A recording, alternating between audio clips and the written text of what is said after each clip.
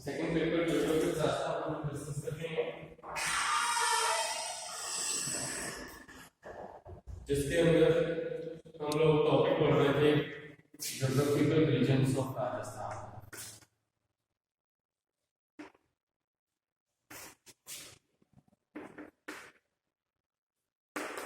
यानी कि राजस्थान के भौगोलिक प्रदेश का टॉपिक हम लोग पढ़ रहे हैं, जिसमें हमने लास्ट क्लास के अंदर बात की थी राजस्थान का पांगल कैलाश के बारे में।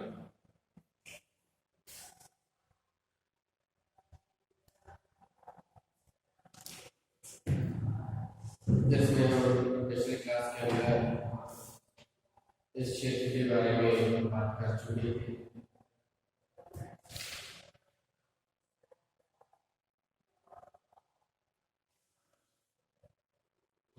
आज हम बात करते हैं इसके अंदर तीसरा भौगोलिक प्रदेश राजस्थान का, जिसका नाम है अरावली रीजन, यानी कि अरावली प्रदेश।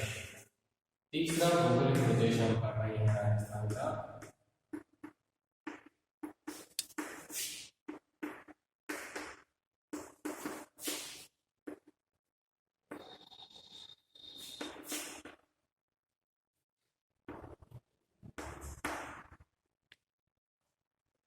अरावली रीजन के बारे में, तो अरावली प्रदेश के विस्तार की बात की जाए तो अरावली जो पर्वतीय प्रदेश है, ये राजस्थान के मध्यवर्ती भाग में फैला हुआ प्रदेश है।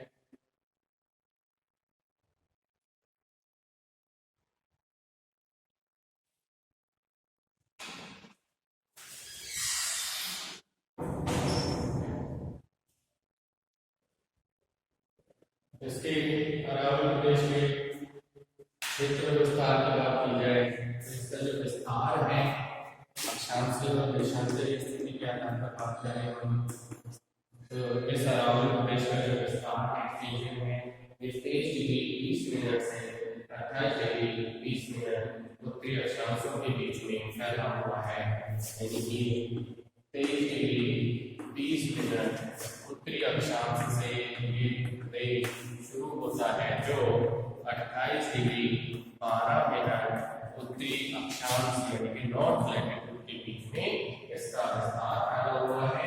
और इसकी चौड़ाई के लिए इसके देशांतरीय विस्तार की बात की जाए तो ये 72 डिग्री 10 मिनट पूर्वी देशांतर से इसकी शुरुआत होती है, जो 77 डिग्री 50 मिनट पूर्वी देशांतर के बीच में फैला हुआ ये प्रदेश है। यानी कि इसके अक्षांशीय और देशांतरीय विस्तार की अगर बात की जाए तो ये 23 डिग्री 20 मिनट उत्तरी अक्षांश से शुरू होकर के 28 डिग्री 12 मिनट उत्तरी अक्षांश के बीच में और 72 डिग्री 10 मिनट पूर्वी देशांतर से शुरू होकर के 77 डिग्री 50 मिनट पूर्वी देशांतर के बीच में इस अरावली पर्वतीय प्रदेश का विस्तार पाया जाता है। जो अरावली रीजन है भौगोलिक प्रदेश, इसका विस्तार फैला हुआ है। इसके टोटल एरिया की बात की जाए तो ये प्रदेश, इसका कुल क्षेत्रफल जो है ये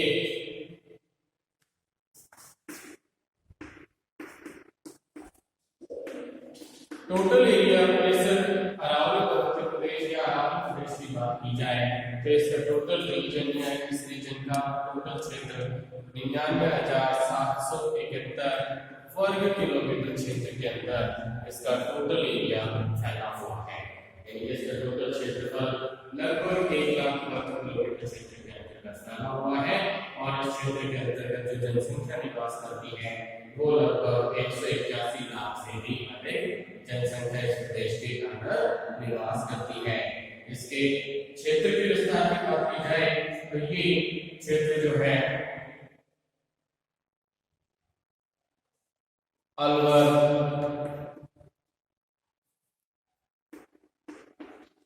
नॉर्थ ईस्ट से शुरू कर रहे हैं इसके रीजन को, तो ये क्षेत्र अलवर उत्तर पूर्व दिशा के अंदर अलवर से शुरू होकर के दौसा जिले के अंदर से जयपुर, अजमेर, भीलवाड़ा, नॉर्थ ईस्ट से शुरू होकर के ये अरावली प्रदेश जो है अलवर, दौसा, जयपुर, अजमेर, भीलवाड़ा, राजसमंद, चित्तौड़गढ़, उदयपुर, डूंगरपुर, सिरोही,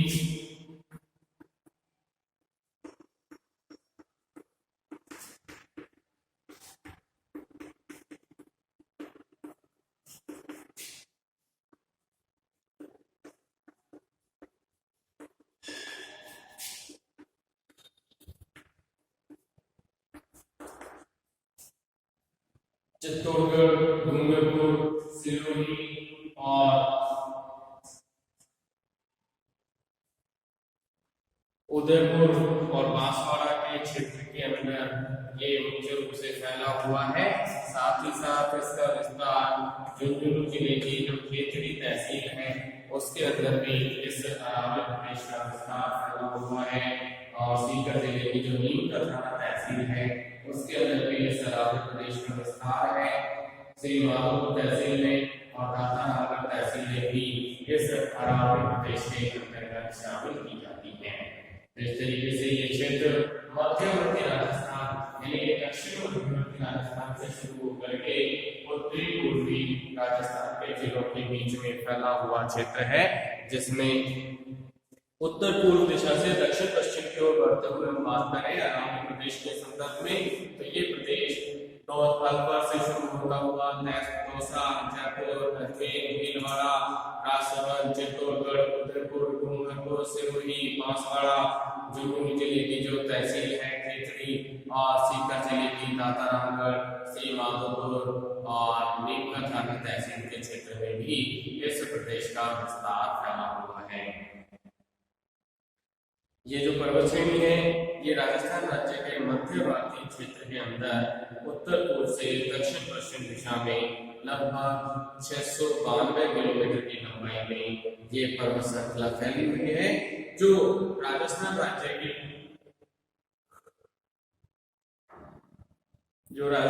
की सीमा बॉर्डर से शुरू होकर के गुजरात का जो खेड़ ब्रह्म क्षेत्र है वहां तक इस पर्वतीय प्रदेश का विस्तार फैला हुआ है। उत्तर पूर्व में तो इस प्रदेश का विस्तार कम है, जबकि दक्षिण पश्चिम में हिम्मतनगर, बनासकांठा और साबरकांठा जो क्षेत्र है गुजरात जिलों के अंदर वहां पे इसकी चौड़ाई सबसे अधिक फैली हुई है। ये जो पर्वतीय क्षेत्र है इसमें ही बुद्धकालीन विराटनगर, रामायण और महाभारत काल के प्रमुख स्थान जैसे पाटुपुर, बर्त्री, बैराग, खेतड़ी और पुष्कर बुद्धकाल में बौद्ध धर्म का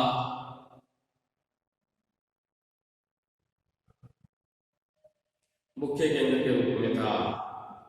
इसी प्रदेश के अंतर्गत ब्रह्मा जी का स्थान माना जाता है जहाँ पे इन्होंने घोर तपस्या की थी और पांडुपुत्रों ने पांडु और गुफा के पास में यहाँ पर यज्ञ किए थे।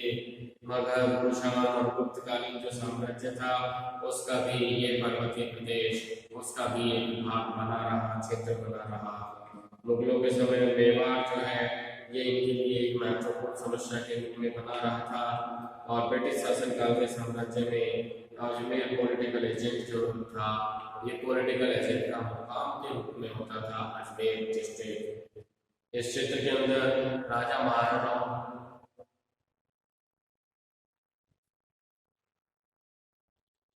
और रजवाड़ों का शासन यहाँ पर माना जाता है, जो पूरे एक राजस्थान के रूप में इसको जोड़ दिया गया है।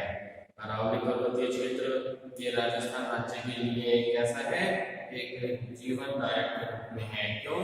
क्योंकि इसके अंदर इस क्षेत्र से कई नदियों का उद्गम होता है और साथ ही साथ यहाँ पर विभिन्न प्रकार के खनिज संसाधनों की बहुलता है, उपलब्धता है। राज्य की छोटी बड़ी नदियां इस पर्वतीय क्षेत्र से निकलती हैं और राजस्थान राज्य की जो भ्रमण रेखा है वो भी इसी से डिसाइड होती है। राजस्थान राज्य का जो 90% वन क्षेत्र है वो भी इसी के अंतर्गत शामिल किया जाता है और 90% जो राजस्थान की जड़ी बूटियां प्राप्त होती हैं वो भी कहाँ से, इसी पर्वतीय क्षेत्र से प्राप्त होती हैं। इसी प्रदेश से बंगाल की खाड़ी की शाखा के जो बादल हैं वो टकरा करके इस पर्वतीय क्षेत्र से टकराता है, जो पूर्वी और उत्तरी पूर्वी भाग के अंदर वर्षा की प्राप्ति करता है। जबकि अरब सागर वाली जो शाखा है मानसून की, वो इस दिशा में ही होने के कारण यहाँ पर अरावली, मतलब जो अरब सागरीय शाखा है मानसून की, उसकी जो दिशा है उसी के समानांतर अरावली पर्वत की दिशा है, जिससे यहाँ पर वर्षा की मात्रा में कमी रहती है। और राज्य जो वन है और वन्य प्राणी है वो इसी पर्वतीय क्षेत्र के अंदर अधिक मात्रा में यहाँ पे पाए जाते हैं। अरावली पर्वतीय क्षेत्र के अंदर बहुत सारे खनिजों के भंडार हैं, साथ ही साथ यहाँ पर औद्योगिक उत्पादन और इकाइयों की स्थापना भी हुई है, जिससे इस क्षेत्र का आर्थिक विकास भी उच्च होने लगा है, उसमें विस्तार आने लगा है। और इसी क्षेत्र के अंदर राजस्थान राज्य की जनजातियां जैसे भील जनजाति, मीणा जनजाति, गरासिया जनजाति, सहरिया जनजाति, ये सभी इसी पर्वतीय क्षेत्र के अंदर निवास करती हैं। और यहाँ पर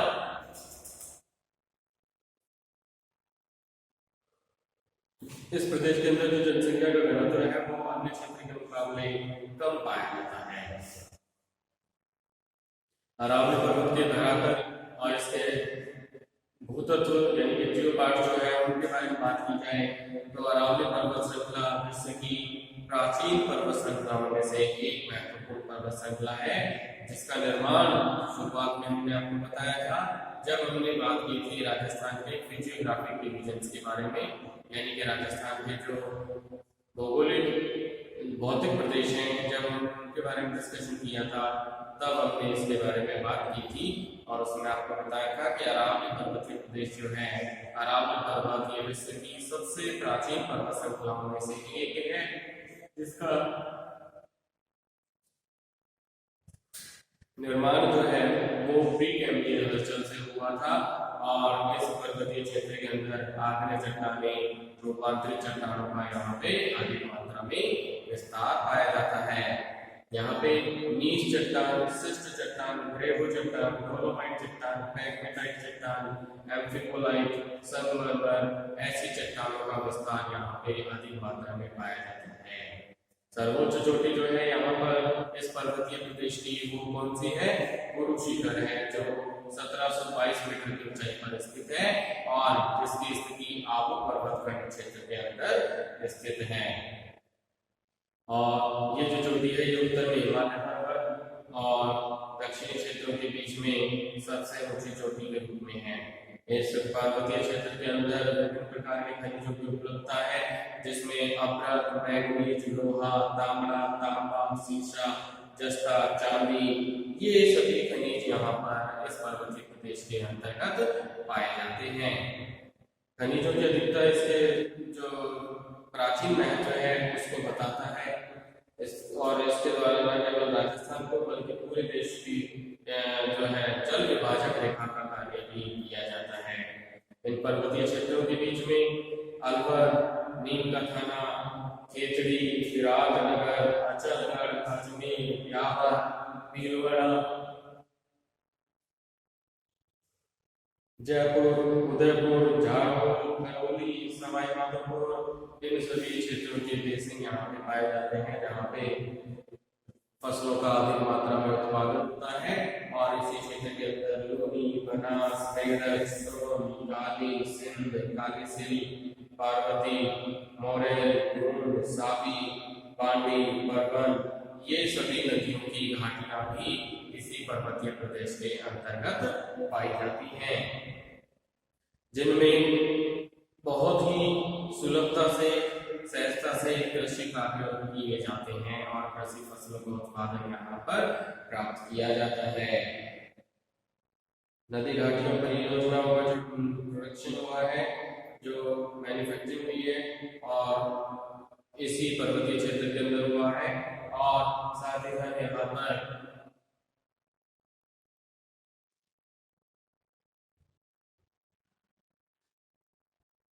इस क्षेत्र के अंदर ही पिछले कुछ वर्षों से जल विद्युत पावर जो है, बिजली है, उसका भी प्रोडक्शन यहाँ पर किया जाने लगा है। इस क्षेत्र की जलवायु के बारे में बात की जाए तो इस प्रदेश की जो जलवायु है, इस क्षेत्र के अंदर जो उत्तरी भाग है वहां पर तो टेम्परेचर अधिक रहता है और वर्षा यहाँ पर लगभग 750 मिलीमीटर से भी कम होती है। जबकि दक्षिणी क्षेत्र के अंदर इस पर्वतीय क्षेत्र की चौड़ाई भी बढ़ती जाएगी, साथ ही साथ इस पर्वतीय क्षेत्र की ऊंचाई भी बढ़ती जाती है। जैसे जैसे वर्षा की मात्रा बढ़ती जाती है, आप पर्वत के ऊपर 15 सेंटीमीटर तक वर्षा होती जाती है। तापमान सर्दियों में कुछ क्षेत्रों के अंदर कभी कभी ड्यू पॉइंट यानी कि 0 डिग्री सेल्सियस से भी कम हो जाती है और जिन क्षेत्रों में अधिक ऊंचाई है वहां पर ग्रीष्मकाल का जो तापमान है वो भी लगभग 10 डिग्री सेल्सियस से 20 डिग्री सेल्सियस के बीच में ही रहता है। आर्द्रता ह्यूमिडिटी की बात की जाए तो समर टाइम के अंदर यानी कि ग्रीष्मकाल के अंदर 20 से 30% यहाँ पर ह्यूमिडिटी रहती है, जबकि जून से लेकर के और सितंबर के बीच में यहाँ जो ह्यूमिडिटी पाई जाती है वो लगभग 60% से 80% के बीच में पाई जाती है। ग्रीष्मकाल का जो तापमान है वो लगभग 44 डिग्री सेल्सियस से भी अधिक अलवर के क्षेत्र में पहुंच जाता है। इस क्षेत्र के अरावली प्रदेश की वनस्पति की बात की जाए तो अरावली प्रदेश की वनस्पति जो है यहाँ पर अरावली पर्वतों के ऊपर खेर, हरड़, बहेड़, आंवला, बरगद, गूलर, आम, जामुन, धोकड़ा, दाऊ, शिरीष, बेल और आबू पर्वत के ऊपर चमेली, मोगरा, अमरतरी, इन सभी के पेड़ यहाँ पर पाए जाते हैं। अब वर्तमान समय की बात की जाए तो अरावली पर्वत के क्षेत्रों से बहुत अधिक क्षेत्रों से वनों को काटने का कार्य भी किया गया है, इसलिए अब वनों से ढकी हुई चट्टानें भी साफ दिखाई देने लगी हैं और दूर से ही ये चट्टानें ही इस क्षेत्र के अंदर रह रही हैं। अरावली प्रदेश की मिट्टी की बात की जाए तो ये पर्वतीय क्षेत्र के अंदर मुख्य रूप से भूरी, रेतीली, कछारी मिट्टी का विस्तार पाया जाता है। साथ ही साथ कछारी मिट्टी, लाल पीली मिट्टी, लाल लोही मिट्टी, मिश्रित लाल काली मिट्टी का विस्तार भी इस प्रदेश के अंतर्गत यानी कि अरावली पर्वतीय प्रदेश के अंतर्गत पाया जाता है। और इस मिट्टी के क्षेत्र में मक्का, ज्वार, जई, दाल, गन्ना ऐसी महत्वपूर्ण फसलों का प्रोडक्शन यहाँ पर किया जाता है। खनिजों की बात की जाए तो इस प्रदेश के अंतर्गत खनिज संपदा का जो राजस्थान की कुल खनिज संपदा प्राप्त होती है उसका लगभग 80% क्षेत्र कहाँ पे इसी अरावली पर्वतीय प्रदेश के अंतर्गत पाया जाता है। धातु खनिजों का जो लगभग भाग है यानी कि 100% जो पार्ट है ये अरावली पर्वतीय क्षेत्रों में ही पाया जाता है।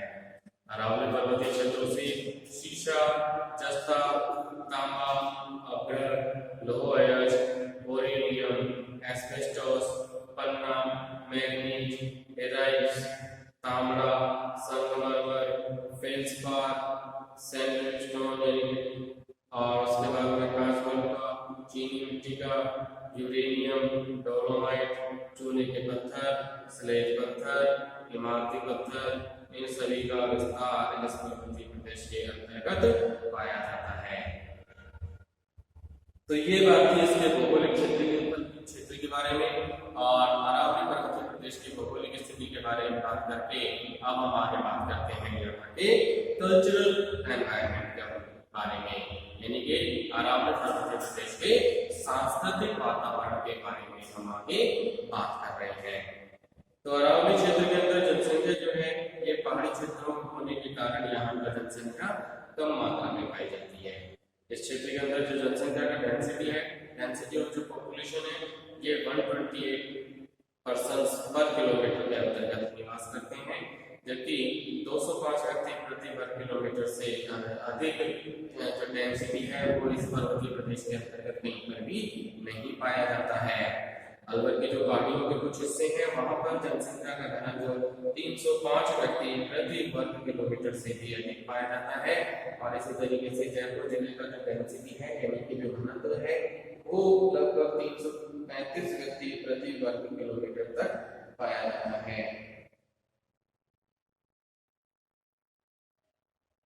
अधिकांश जनसंख्या इस प्रदेश के अंतर्गत गांवों में निवास करती है और मेवाड़ के अंदर भील जनजाति के लोग जो है वो टापुओं में निवास करते हैं, यानी कि भील जनजाति के जो घर होते हैं उनको क्या नाम दिया जाता है, टापर। और यहाँ पर बस्तियां छोटी होती हैं, ढालों के ऊपर, सीढ़ीनुमा ढाल के ऊपर ये जनजातियां निवास करती हैं और साथ ही साथ कृषि कार्य भी करती हैं। सिंचाई की सुविधा भी इन क्षेत्रों के अंदर उपलब्ध है। लगभग 23% जनसंख्या जो है अलवर, दौसा, बांदीकुई, राजगढ़, नीम का थाना, थानागाजी, बैराड़, सापुरा, जयपुर, अजमेर, भीलवाड़ा, मानलगढ़, मावली, चित्तौड़गढ़, डूंगरपुर, बांसवाड़ा, किशनगढ़, इन सभी शहरों के अंदर, क्षेत्रों के अंदर जनसंख्या निवास करती है। इसी क्षेत्र के अंदर प्रसिद्ध जयसमंद, सिरिसेट, जल महल, रामगढ़, आना सागर, फाई सागर, राजसमंद, बिचोला, फतेह सागर, उदय सागर, पुष्कर जैसी झीलों का विस्तार यहाँ पर पाया जाता है। इसके बाद बात करें हम इस अरावली पर्वतीय प्रदेश के आर्थिक स्वरूप के बारे में, आर्थिक स्थिति के बारे में। अरावली पर्वतीय क्षेत्र के अंदर बेसिन, नदी घाटियां, सिंचित क्षेत्र जो है उसमें कृषि कार्य किया जाता है। कृषि की बात की जाए तो इस प्रदेश के अंतर्गत मुख्य रूप से खरीफ की फसलों में बाजरा, कपास, ज्वार, तिल, मूंगफली, मक्का, अरंडी, दाल, इन फसलों का प्रोडक्शन किया जाता है। जबकि रबी की फसलों में इस अरावली पर्वतीय प्रदेश के अंतर्गत गेहूं, चना, जौ, सरसों, राई, अलसी, अरंडी, चावल, तंबाकू, गन्ना, ऐसी महत्वपूर्ण फसलों का यहाँ पर, खाद्यान्न फसलों का उत्पादन यहाँ पर किया जाता है। सिंचाई के लिए यहाँ पर कई बांधों की स्थिति है, जिसमें मेजा बांध, मोरेल बांध, बीसलपुर बांध, पांचवा बांध, जवाई बांध, जयसमंद बांध, ओराई बांध, काला बांध, जाखू परियोजना, माईबजा सागर परियोजना, अड़वान परियोजना, ये सभी के द्वारा यहाँ पर सिंचाई की सुविधा भी आसानी से उपलब्ध हो जाती है। आर्थिक स्थिति के डिस्कशन के बाद में आगे हम बात करते हैं अरावली पर्वतीय प्रदेश के उद्योग धंधों की स्थिति के बारे में।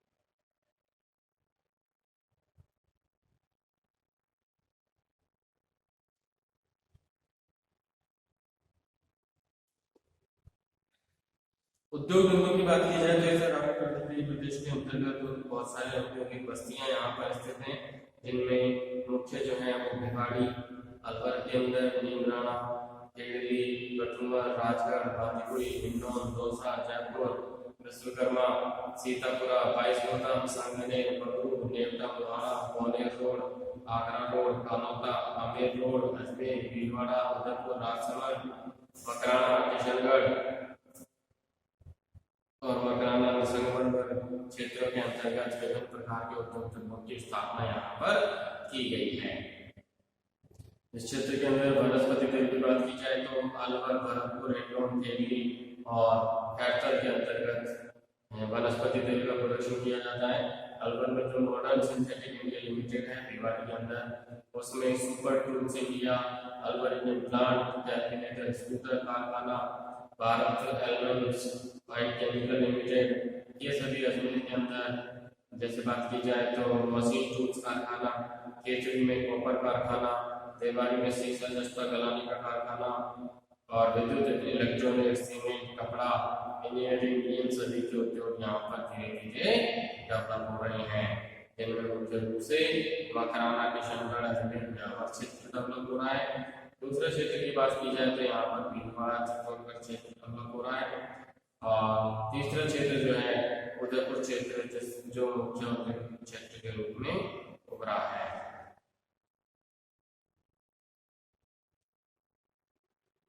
भीलवाड़ा के अंदर बहुत अधिक मात्रा में पैसे का इन्वेस्टमेंट करके यहाँ पर मेट्रो ट्रेन के कोच बनाने की जो कारखाना है उसकी भी स्थापना यहाँ पर की जाने लगी है। इसके बाद बात करते हैं हम इस प्रदेश के परिवहन के बारे में। अरावली प्रदेश का जो परिवहन है ये मुख्य रूप से ब्रॉडगेज के द्वारा जुड़ा हुआ है, जो दिल्ली से अहमदाबाद, दिल्ली से अजमेर, दिल्ली से उदयपुर, जयपुर से जोधपुर, जयपुर से सवाई माधोपुर, कोटा से गंगानगर और कोटा से चित्तौड़गढ़ इसी तरीके से होकर के यहाँ पर परिवहन मार्ग रेलवे के जुड़े हुए हैं।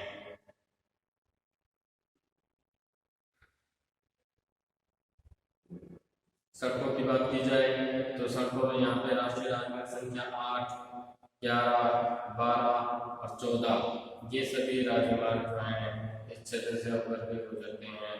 इनमें से राज्य की और देश की जो राजधानी है वो राज्य के महत्वपूर्ण नगरों से जुड़ी हुई है। अरावली प्रदेश को 3 भागों के अंदर डिवाइड किया जाता है। एक है उत्तरी अरावली क्षेत्र, दूसरा है मध्य अरावली क्षेत्र, तीसरा है दक्षिणी अरावली क्षेत्र। उत्तरी अरावली क्षेत्र को फिर से डिवाइड किया जाता है सांभर बेसिन के अंदर और अरावली की पहाड़ियों के अंतर्गत। इसी तरीके से मध्य अरावली जो भाग है इसको भी कुछ सब डिविजन्स के अंदर डिवाइड किया गया है, जैसे मेरवाड़ पहाड़ियां हैं जिसमें मुख्य नगर होते हैं अजमेर, किशनगढ़, ब्यावर, नसीराबाद, उसका। दूसरी जो क्षेत्र है इसके अंतर्गत मध्य अरावली का वो आता है मालपुरा उच्च भूमि क्षेत्र के रूप में, जिसमें फुलेरा, बैराट, कोटपुतली, दौसा, कोटपुतली, बर्फाटी, टिक्की, मालपुरा, टोडा, रायसेन, सांगने, दौसा ये सभी महत्वपूर्ण कस्बों के रूप में डेवलप हुए हैं। तीसरा क्षेत्र आता है इसका दक्षिणी अरावली क्षेत्र, जिसे आबूखंड, मेवाड़ पहाड़ियां, मध्य माई बेसिन और बनास बेसिन के नाम से इनको डिवाइड किया गया है। आबूखंड की बात की जाए तो इसके अंतर्गत आबू पर्वत, आबू रोड, सिरोही खंड को शामिल किया जाता है। इसी तरीके से मेवाड़ पहाड़ियों की बात की जाए तो इसके जो प्रमुख नगर हैं उदयपुर, जिसे पूर्व का वेनिस कहा जाता है, पर्यटक नगर कहा जाता है, नाथद्वारा, डूंगरपुर, चित्तौड़गढ़, कपासन, मावली, भीलवाड़ा, मोहकपटा ये सभी इसके अंतर्गत शामिल किए होते हैं। मध्य माही बेसिन की बात की जाए इसका तीसरा उपविभाग, तो ये माही बेसिन जो है चप्पल के मैदान के साथ जैसलमेर झील का क्षेत्र भील और दराजा जनजाति विभाग के रूप में ये बना हुआ है।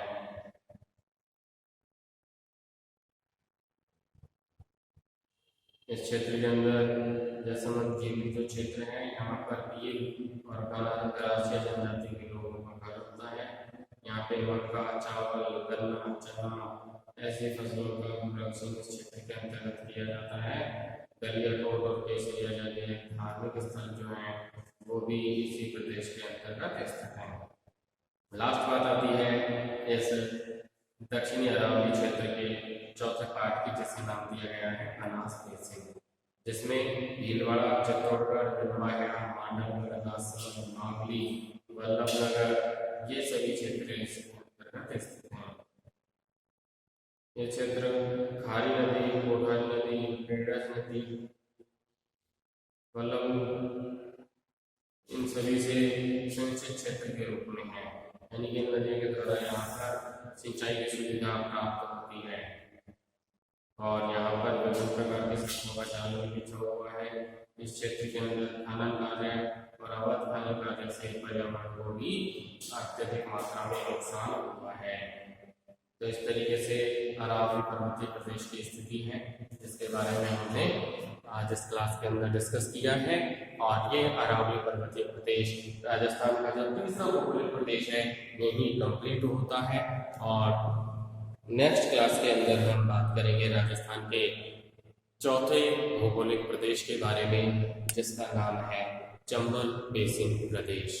तो आज की क्लास को हम यही कंप्लीट करते हैं और नेक्स्ट क्लास के अंदर हम बात करेंगे राजस्थान के एक और भौगोलिक प्रदेश के बारे में, जिसका नाम होगा चंबल बेसिन प्रदेश के रूप में।